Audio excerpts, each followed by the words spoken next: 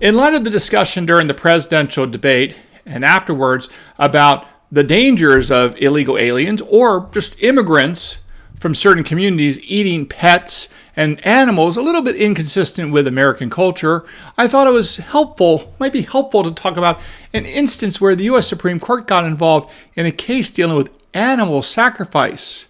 That's right, the Supreme Court has been there and done that. Let's talk all about the case when we get back. Hey folks, I'm Mark Smith, host of the Four Boxes Diner, proud American gun owner, constitutional attorney, member of the United States Supreme Court Bar, and author of the brand new best-selling book, Israel Disarmed, What the 10-7 Attacks on Israel Teach Americans About the Right to Bear Arms. Check it out on Amazon. And if you have a copy of the book, feel free to leave a review there. Let people know what you think, the good, the bad, and the ugly of my work in Israel Disarmed. All right, folks. So there's been a lot of discussion about whether or not certain groups in the United States are eating pets, or other sort of animals that are a little bit inconsistent with the traditional, customary American diet of certain types of food like beef and fish.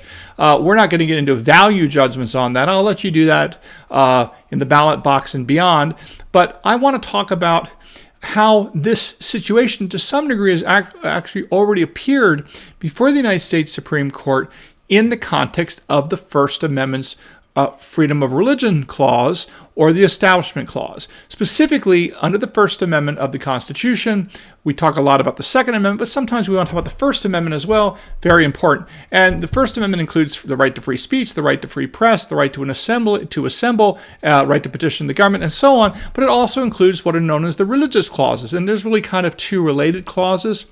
One is the Establishment Clause that says that the government shall not create and establish a national religion, basically saying that the United States is not allowed to become an official national you can't become a nation of just Catholics where, let's say, Catholicism is the national religion or Protestantism is the national religion or whatever it is. You're not allowed to do that under the First Amendment's Establishment Clause. But there's another clause there called the Free Exercise of Religion that basically says that the government is not allowed to interfere with Americans' right to exercise the religion of their choice. Now, this came up in a big way in the context of animal sacrifice, believe it or not, in 1993, in the case of Church versus Lucuma Babalu. Hope I got that right. It's the Church of Lucuma Babalu IA versus the city of Hialeah. This case involved the religion of Santeria. It was called the Santeria Church, and there were members of the church, and they wanted to engage in the city of a particular type of animal sacrifice that they said was particularly important to their religion. And the city of Hialeah basically came out and enacted laws that says you cannot slaughter animals in this particular way, these kinds of animals, and so on and so on. And then when they were sued, claiming that the Church of Santeria had their rights violated under the First Amendment, they claimed that the reason why the city acted was because they were laser focused on infringing upon and banning a major component of this religion down there in the city. And the city got sued. It went to the U.S. Supreme Court. And the Supreme Court said, look, generally speaking, if you have a law that is neutrally applied, okay, there's a couple of different cases here. I'm going to summarize this. We don't need to get into the details here. But basically they said, look, if you have kind of a situation where you have a neutrally applied law that's equally applicable that says, for example, no one is allowed to slaughter goats anywhere in the city, period, full stop. That's the official rule. Well, that might be okay. But what happened here, according to the Supreme Court, is because the city laser focused on this particular religion and acted against this religion in particular, and that was like the specific intent. As a consequence, that law could only be justified under the notion of strict scrutiny, which meant basically that the law was going to fail, meaning be unconstitutional. So that is exactly what the court found in that case. Now, what's interesting, of course, is that they didn't get into the value judgment of what animals could be killed in the process of how they could be killed or anything like this. Obviously, we know that you have something known as the kosher laws in the Jewish religion that lays out exactly how you are to slaughter certain meat. And if you don't slaughter them or kill them the proper way, you can't eat them as part of the Jewish religion. And keep in mind the kosher laws, and just as a note I talk about in the book Israel Disarmed, the kosher laws actually forbid the use of meat that's been hunted. So you're not allowed to hunt your meat into the Jewish religion. And I talked about why that's significant in how the Jewish tradition has not been necessarily pro-private gun ownership, because they're not allowed to hunt for their meat, because again, it has to be killed in a particular way, i.e. the kosher standards, the kosher way, and if it's not killed in that manner, it can't be eaten. And again, hunted meat is not considered kosher. So yet another reason why the Jewish culture has historically not necessarily been all that good on private gun ownership. There's a lot of other reasons too, but we don't need to get into that for the purposes of this video.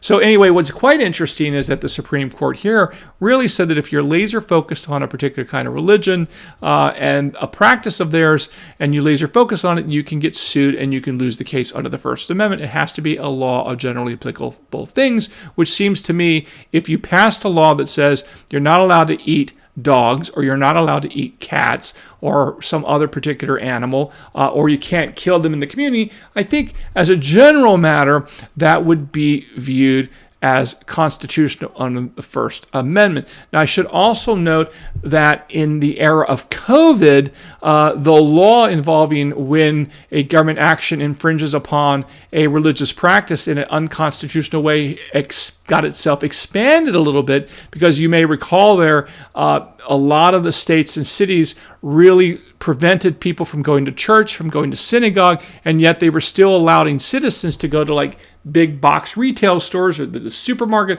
So here you had a situation where even though they said no one can go out except to the following, let's say, big box stores in a community, you're not allowed to go to church or to synagogue or to the mosque, but you can go to these other places.